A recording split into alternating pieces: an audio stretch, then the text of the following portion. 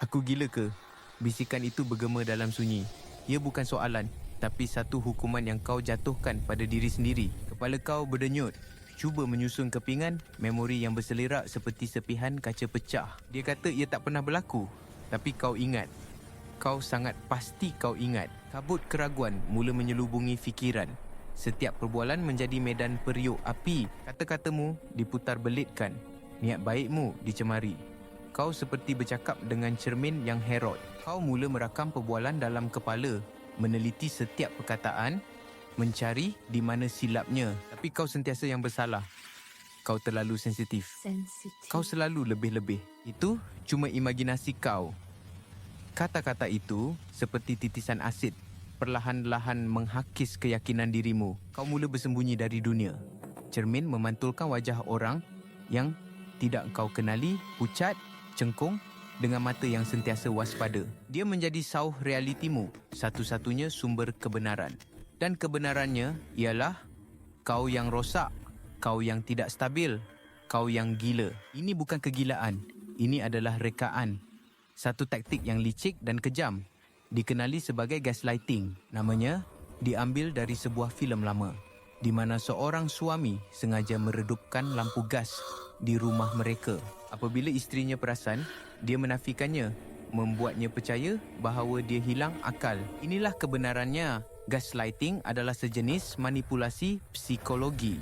Tujuannya adalah untuk menanam benih keraguan dalam diri mangsa. Si narsis, si dalang di sebalik tabir, sengaja memutarbelikkan maklumat untuk membuatmu mempersoalkan ingatan, persepsi dan kewarasanmu sendiri. Ia adalah alat kawalan. Apabila kau tidak lagi mempercayai dirimu, kau akan lebih mudah untuk dikawal. Kau menjadi boneka di pentasnya, menari mengikut rentak lagunya yang sumbang. Mengapa mereka melakukannya?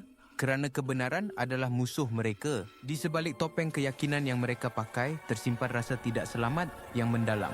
Mereka tidak boleh menerima kesalahan. Jadi, mereka memindahkan kesalahan itu kepada engkau. Realiti mereka yang rapuh mesti dilindungi, walaupun dengan kos kewarasanmu. Bayangkan Elara, dia seorang yang ceria, penuh keyakinan. Kemudian dia bertemu Lian. Lian kelihatan sempurna, menawan, bijak dan sangat prihatin. Pada mulanya, semuanya indah. Tetapi perlahan-lahan, retakan mula muncul.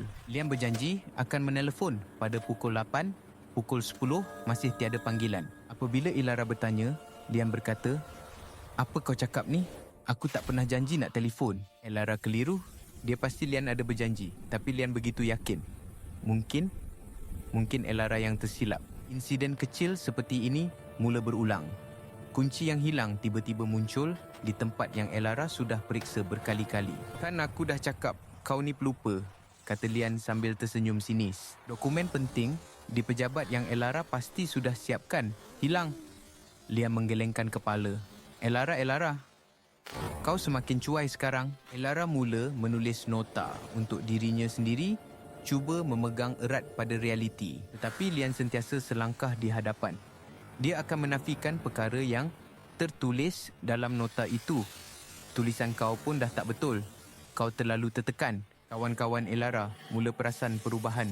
"Kau nampak penat," kata mereka. Elara cuba menjelaskan, tetapi ceritanya kedengaran tidak masuk akal. Dia kata, "Aku salah ingat pasal kunci tu." Bagaimana dia hendak menerangkan perasaan seperti berjalan di atas tanah yang sentiasa beralih? Dia mula mengasingkan diri, malu dengan kegilaannya.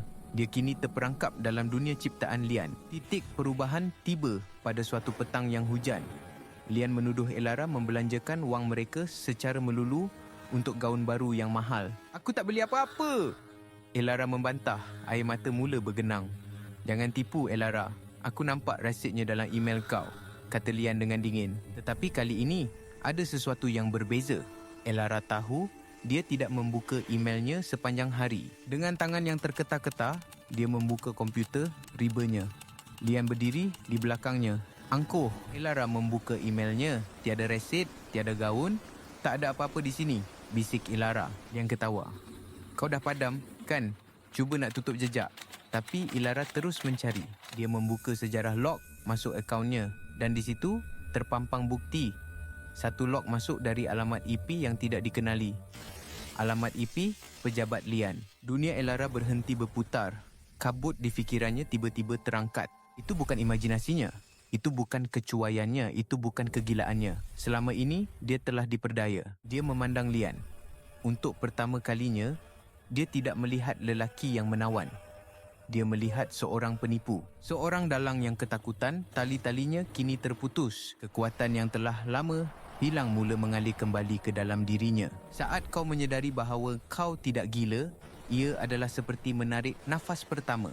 Selepas hampir lemas, gaslighting berkembang dalam kegelapan keraguan diri.